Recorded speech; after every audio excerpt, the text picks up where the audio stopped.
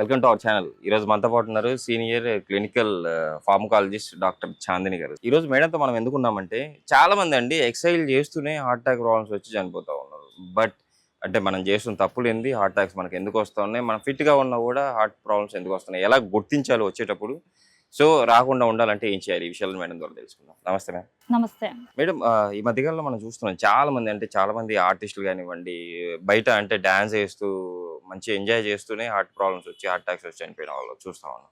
But ఎందుకు ఇలా జరుగుతూ ఉంది? ఇంత ఫిట్ గా ఉన్నా కూడా ఎందుకు హార్ట్ వీక్ గా ఉంటుంది? ఫిట్ గా ఉన్నారు అన్నది యాక్చువల్ గా రాంగ్ క్వశ్చన్.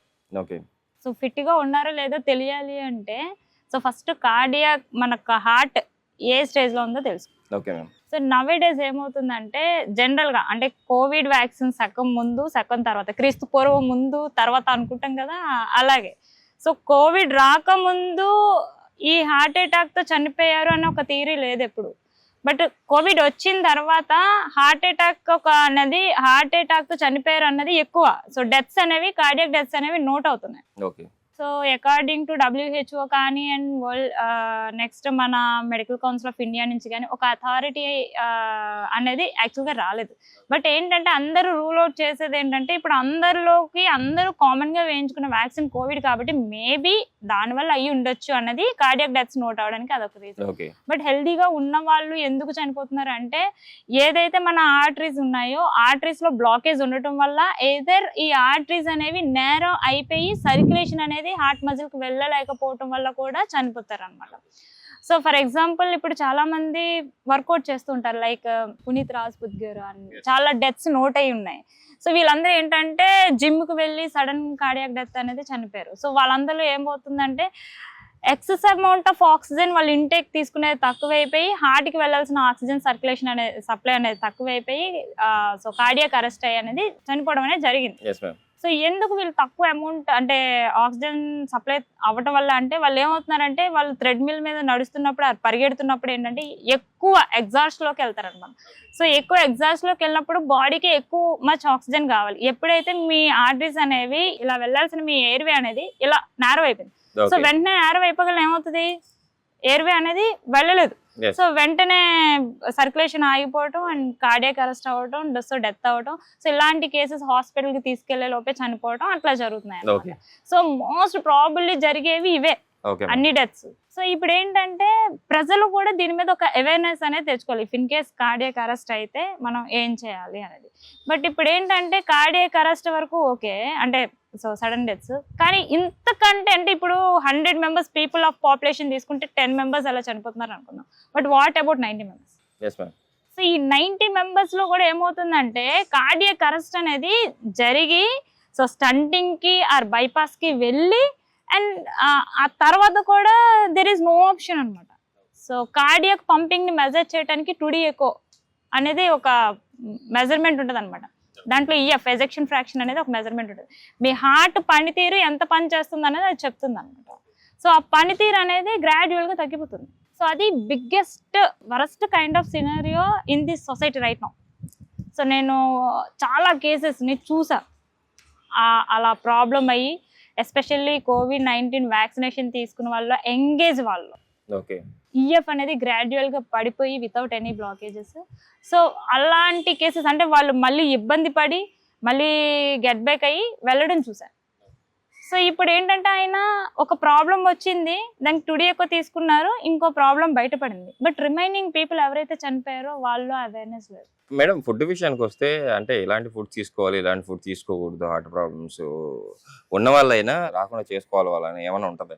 ఫుడ్ అనేటప్పటికీ గుర్తుంచుకోండి, ఏ డిసీజ్ అయినా సింప్లీ థింకింగ్ ఓకే, 4 పదాలు మాట్లాడతాను. ఫస్ట్ థింగ్, మీరు ప్రజెంట్ ఉన్న సిచ్యువేషన్లో నాన్ వెజ్ తినకపోతే ఎలా అనే ఒక క్వశ్చన్ ఉంటుంది. దానికి సింపుల్ ఆన్సర్ చెప్తాను. ఇది వరకు మీరు ఇంటి దగ్గర చిన్న కోడి పిల్లలు ఇంటి ముందు అందరూ పెంచుకునేవాళ్ళు. ఒక కోడి తన లైఫ్ పుట్టి పెరగడానికి ఇన్ని ఇయర్స్ అండ్ టైం టేకింగ్ తీసుకుంటుంది. ఇప్పుడు అదే కోడి మీరు ఒక కోళ్ళ ఫామ్లో పెంచుతారు, అది ఎన్ని మంత్స్లో బేబీ అయి బయటకు వస్తుంది, ఎన్ని మంత్స్ మన నోటికి వస్తుంది, దాని వెన్నెకాతల ఎన్ని ఇంజెక్షన్స్, హార్మోనల్ ఇంజెక్షన్స్ పడ్డాయి. సో ఈ హార్మోనల్ ఇంజెక్షన్స్ అనేవి దాని మజిల్లో స్టోర్ అవుతాయి. అదే మజిల్ స్టోర్ని మీరు బాయిల్ చేసి తీసుకుంటున్నారు, అదే హార్మోన్ని డైరెక్ట్గా. సో అందులో ఉండే ఏదైతే హార్మోనల్ ఉందో, అంటే మజిల్ స్ట్రెంగ్త్ని పెంచే హార్మోనల్ ఏవైతే ఉన్నాయో, అది ఇండైరెక్ట్గా దాని నుంచి మీరు తీసుకుంటున్నారు. అది ఆల్రెడీ దాని మజిల్ స్టోర్ అయింది, అది మీరు తింటున్నారు. సో మీకు అదే హార్మోనల్ ఇష్యూ వస్తుంది. మీరు గ్రాడ్యువల్గా చూడండి, పీసీఓడి అనేది 2000 తర్వాత పీసీఓడి కేసెస్ ఎన్ని నోట్ అయ్యాయి, 20 years తర్వాత ముందు ఎన్ని పీసీఓడి కేసెస్ ఉన్నాయి? చాలా ఎక్కువైపోయినాయి మేడం. గ్రాడ్యువల్ గా అప్పటికి ఇప్పటికి 50% కేసెస్ పెరిగాయి. సో బికాస్ అంటే నేను ఇది ఒక్కటి ప్రాబ్లం అనట్లేదు, ఇది కూడా ప్రాబ్లమే. సో మీరు ఐడెంటిఫై చేయాల్సింది. సో నెక్స్ట్ థింగ్ ఏంటంటే, ఎవరు అయోడిన్ కంటెంట్ ఫుడ్ తీసుకుంటున్నారు, ఎవరు అయోడిన్ కంటెంట్ ఫుడ్ తీసుకోవట్లేదు. చాలా మంది బెల్లం తినడం అరుదు ఇప్పుడు. ఓకే. నా చిన్నప్పుడు బెల్లం అటుకులు నైవేద్యం దేవుడికి పూజ చేసుకుంటే మా అమ్మ అందులో అటుకులు కంపల్సరీగా బెల్లం పెడుతుంది. అదే అటుకులు బెల్లం మళ్ళీ తీసుకొచ్చి పాలలో నాకు వేసి ఇచ్చేస్తుంది, నా ఐరన్ నాకు వచ్చేస్తుంది. బట్ ఇప్పుడు ఎవరు డైరెక్ట్గా బెల్లం తీసుకుంటున్నారు? లేదు. మన బాడీకి కావాల్సిన ఐరన్ వెళ్ళట్లేదు, అయోడిన్ వెళ్ళట్లేదు. ఏదైతే థైరాయిడ్ గ్లాండ్ని రన్ చేస్తాయో అవి దొరకట్లేదు. సో దానికి కావాల్సిన ఫుడ్ అదే దొరకకపోతే థైరాయిడ్ మీకు వర్క్ అవుతుందా? లేదు. సో థైరాయిడ్ సరిగ్గా వర్కౌట్ అవ్వకపోతే మిగతా వాటికి హార్మోనల్స్ వెళ్తాయా? వెళ్ళవు. ఈజీగా ఒక disease cause. So next thing ఏంటంటే, ప్రాపర్ ఫుడ్ అయిపోయింది. Next proper sleep. ఇప్పుడు ఎవరికి ఉంటుంది ప్రాపర్ స్లీప్? ఎవరికి లేదు మేడం. నిజంగా చెప్పాలంటే ఎవరికి లేదు. ఎందుకంటే ఇప్పుడు బయట చాలా వరకు మూవీస్ కానీ అవన్నీ ఓటీటీలో వస్తా ఉన్నాయి. ఓటీటీలు చూసుకుంటూ ఎక్కువ టైం వేస్ట్ చేస్తా ఉన్నారు. ఒక బేబీకి ఒక 5 years వచ్చాక నీట్ గా వాళ్ళు నేర్చుకునేవాడు. బేబీకి ఇప్పుడు 5 years రాకముందే ప్రీ స్కూల్స్, 5 years వచ్చాక లేదు. వాళ్ళు నేర్చుకోవట్లేదు. వాళ్ళకి ఇప్పటి నుంచే సబ్బు బట్టల మీద పెట్టి పెట్టి పెట్టి పెట్టి పెట్టగా చివరికి ఏమవుతుంది? చిరిగిపోయింది. ఇది వరకు ఇప్పుడు ఏంటంటే, ఇది వరకు బ్రెయిన్ ఎదగటానికి ఒక టైం ఇచ్చేవాళ్ళు పిల్లలకి, ఒక మెచ్యూరిటీ రావటానికి. తినాలి, పడుకోవాలి, చెయ్యాలి, ఆడుకోవాలి అని బేబీకి ఒక 5 years or 6 years మ్యాటర్లో ఒక టైం ఇచ్చేవాళ్ళు. ఇప్పుడు ఎవ్వరూ అలా ఇవ్వట్లేదు. అగో అదర్ కిడ్స్ చూస్తున్నారు. ఇప్పుడు చూడండి, బేబీకి అన్నం తినిపించాలన్నా ఫోన్ చూపించి తినిపిస్తున్నారు. That is the worst kind. And third thing ఏంటంటే, మీరు స్వీట్ ని చేసే ప్రొసీజరే ద బిగ్గెస్ట్ రాంగ్ వే. మీరు ఎంత సాచురేట్స్ తింటున్నారంటే, లైక్ షుగర్ ని లైఫ్ లో ఒక టీ తాగితే టీలో వేసుకునే షుగర్ ని క్యాలిక్యులేషన్ చేసుకుంటే, ఒక 100 టీలు తాగితే 2 గులాబ్ జాములతో ఫటాఫట్. ఓకే. మీరు 2 గులాబ్ జాములు ఒకసారి వేసుకుంటున్నారు ఆ షుగర్ కంటెంట్ ని ఎలాబరేట్ చేసుకుంటూ. సో అది షుగర్ కంటెంట్ వే లోపల వేసుకోవటం, ఆ షుగర్ ని కన్జ్యూమ్ చేయకుండా ఉండటం, బ్లడ్ విస్కాసిటీ చేంజ్ అవ్వటం. బ్లడ్ లో ఉండే ఇప్పుడు బ్లడ్ అనేది ఎలా పరిగెట్టాలంటే, ఇప్పుడు హిమాలయాల నుంచి వాటర్ వస్తుంది, వాటర్ కదా గల గల గల గల గల పరిగెట్టుకుంటే వెళ్ళిపోతుంది. అదే మీరు పంచదార పాకం వేసారు, లేదా నెయ్యి నూనె వేసారు, అదేమవుతుంది? గలగల గలగల పరిగెట్టుకుంటే వెళ్ళిపోగలదా? వాటర్లా కాకుండా పరిగెట్టలేదు, వెళ్ళలేదు. ఇప్పుడు మన బ్లడ్ కూడా అలాగే అయిపోయింది. సో దానివల్ల ఏమవుతున్నాయి అంటే, చిన్న చిన్న వెయిన్స్కి వెళ్ళాల్సిన ఇది అనేది వెళ్ళట్లేదు. అవి కూడా హార్డ్లీ ఏమవుతున్నాయంటే, చిన్న చిన్న వెయిన్స్కి వెళ్ళాక కొల్లెటరల్స్, స్మాల్ కొల్లెటరల్స్ అనేవి లోపల అనేవి అంతరించిపోతున్నాయి. మెయిన్ ఆర్టరీస్ ఏవైతే ఉన్నాయో, మెయిన్ వెయిన్స్ ఏవైతే ఉన్నాయో అవి మాత్రమే పనిచేస్తున్నాయి. సో ప్రాపర్ స్లీప్ అయిపోయింది, ప్రాపర్ నాన్ వెజ్ అయిపోయింది. అండ్ నెక్స్ట్ థింగ్ ఏంటంటే, స్వీట్స్ తినడం అయిపోయింది. నెక్స్ట్ ఫుడ్, ఫాస్ట్ ఫుడ్స్, ఇవి కంప్లీట్గా అవాయిడ్ చేయాలి.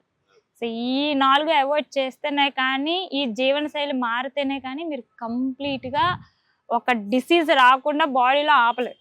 నిజంగా మేడం, ఈ మధ్య కాలంలో మనం మన లైఫ్ స్టైలే మన మెయిన్, అంటే మనం తీసుకునే ఫుడ్డే మన హార్ట్ అటాక్స్ కి చాలా వరకు కారణం. At the same time before corona, after కరోనాలో హార్ట్ అటాక్స్ చాలా ఎక్కువ అని చెప్పి చాలా చక్కటి వివరించారు. షూర్ గా మన ప్రేక్షకులు కూడా మీరు చెప్పినట్టు ఫుడ్ ని ఎలా తీసుకోవాలి, ఎలా తీసుకుంటే ఈ ప్రాబ్లమ్స్ రాకుండా చూసుకోవచ్చు, కంపల్సరీ గమనించి చేస్తారని చెప్పి ఆశిద్దాం మేడం. Thank you.